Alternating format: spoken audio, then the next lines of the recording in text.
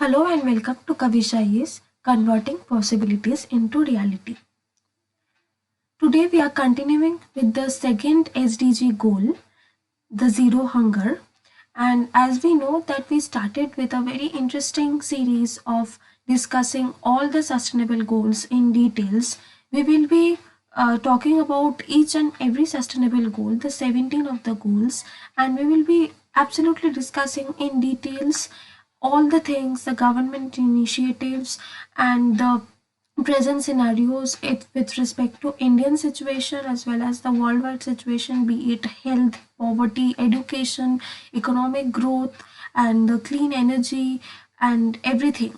So this is going to be a very interesting series. Please stay tuned. And today we are going to be starting with the second sustainable goal, which is the zero hunger. So first we will discuss a little bit what exactly qualifies as hunger.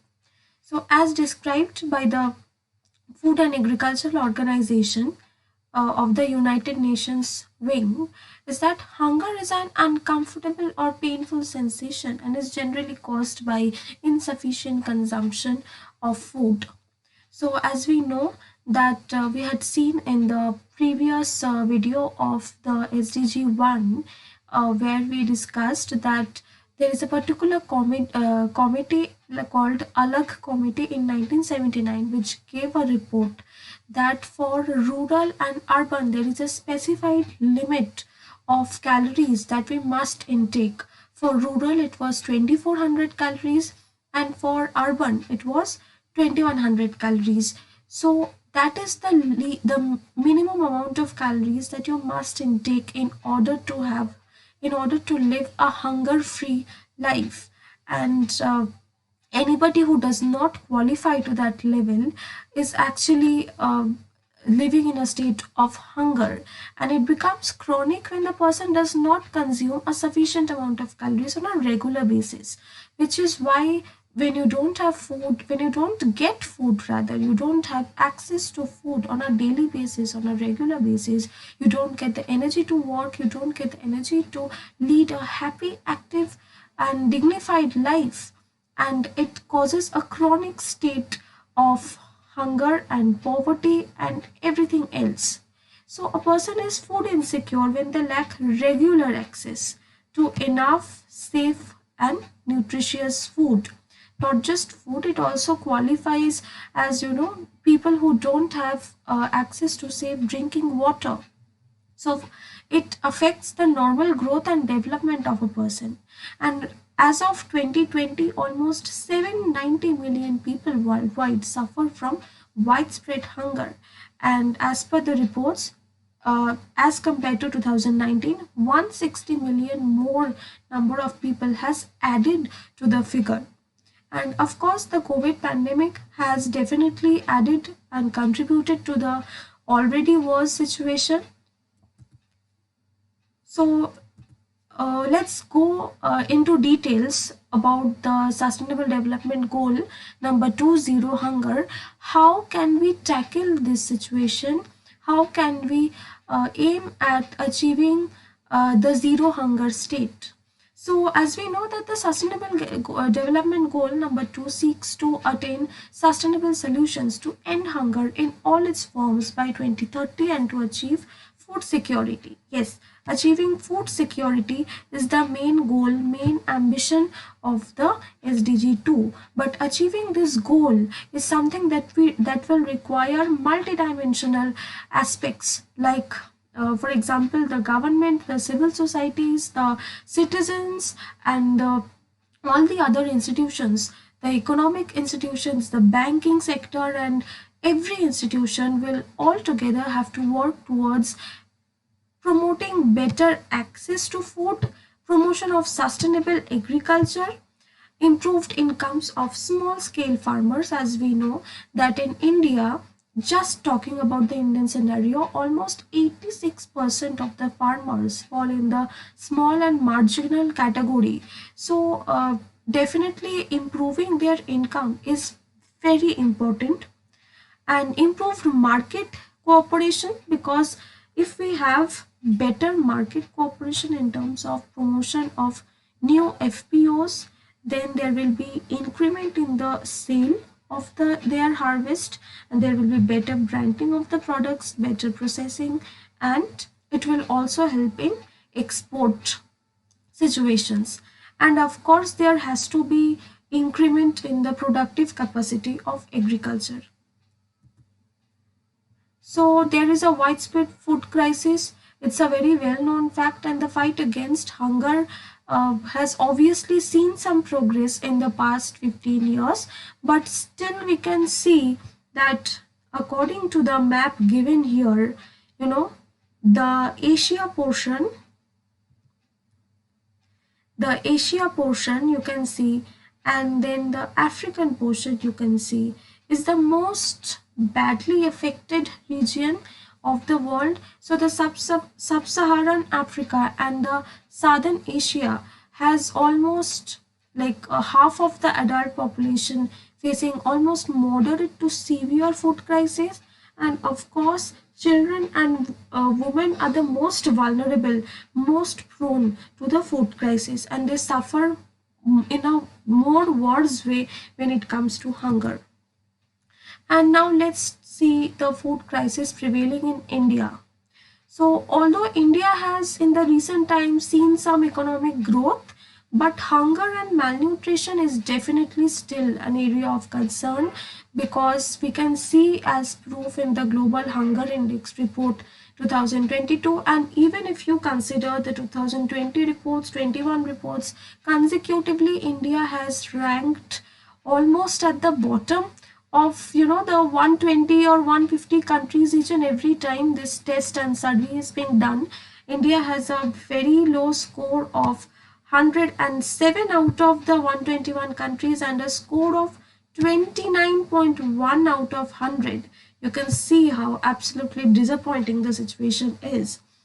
And the Global Hunger Index report captures multidimensional nature of hunger, and it mainly focuses on four pillars of hunger. It encompasses undernourishment situation, child stunting, wasting, and child mortality. And as you can see, India is also lagging behind all the other South Asian nations. Apart from India, there is only Afghanistan at rank 109, which is behind India. Other than that, all the nations like Pakistan, Bangladesh, Nepal, or Sri Lanka, all of them are ranking, at a better place as compared to India. They have ranks in 99, 84, 81, 64. So you can see India really has got a lot to do in this sector. And undernourishment is extremely prevalent. It grew from 14% to 16% in 2021, and child wasting has also deteriorated from 15 to 19% as in 2021. So of course the COVID-19 pandemic is to be blamed majorly, but even before the COVID-19 situation also, if we see the report from 2019, even then the situation was almost very similar to this. Okay, now we will slightly look at the factors which are responsible for such situations to prevail in India. First of all, the ever prevailing poor living conditions. So as you can see, India also scores unfairly low in the Human Development Index. This is its rank number 132. This is the situation of development. So it's a terrible socio-economic situation, and you can see, and it definitely reflects that India has very limited food access, and there is a high demand of resource, and on top of that there is a situation of overpopulation. So another very important thing is the faulty policy implementations, like low quality food grains distributed in the PDAs, in the public distributive systems, at the FPS shops, the fair price shops, and very high quality grains is sold in the open market to gain more profit, to have more economic benefit. And there is another very important thing that is happening, which is the severe micronutrient deficiency, which is as we know that the Indian diet mainly focuses on consumption of carbohydrates, which is mainly rice and wheat, and there is a need of minerals like calcium and iron and zinc and magnesium and various other complex vitamins like vitamin B12 or B2, and none of these micronutrients are talked about, or we don't even know like which food has which of these micronutrients. So majorly like 50 to 60% of Indian diet is actually not just in the rural, I'm talking about even in the urban situation. The even the urban population is severely deficit of the micronutrient diet, which is very important. It's not just only the carbohydrates that are required, right? And almost one fourth of the Indian women suffer from iron deficiency. So it's a hugely alarming situation. And apart from that, there is also like severe political corruption that is in the system. It's something that must be addressed, like the issuing of fake BPL cards. This happens so often to gain profit, to gain free food grains and other privileges. So now we will just look at what are the government initiatives that has been taken in the recent times. So we will see that one of the very important and talked about government initiatives that has been taken in this sector. Number one is the National Food Security Act in 2013. So 75% of the rural population and almost 50% of the urban population is to be supplied food grains at a very subsidized rate under the TPDS at the fair price shops, and along with that the maternity benefits of rupees 6,000 annually is given to the pregnant women and lactating mothers. This is under the National Food Security Act. Apart from that, there is a universal immunization program which is called Mission Indradhanush, and it covers almost 90% of the children of the country. It provides free immunization to almost 90% of the children of the country. And apart from that, to tackle the issue of hunger and most importantly the severe micronutrient deficiency, there is a very specific way of tackling this with the help of food fortification. Yes, there are fortified products of salt like iodized salt, and then there is rice fortification, milk and oil. We all know uh, these products are now sold with the added vitamins and minerals, all the things which are lost in the polished form. For example, in rice, when it is commercially polished, uh, some vitamins and minerals are lost, and because of that the rice, milk, oil and several other products are now fortified, which means that some added vitamins and minerals are artificially added to these products to make them more nutritious, to make them more accessible to the public.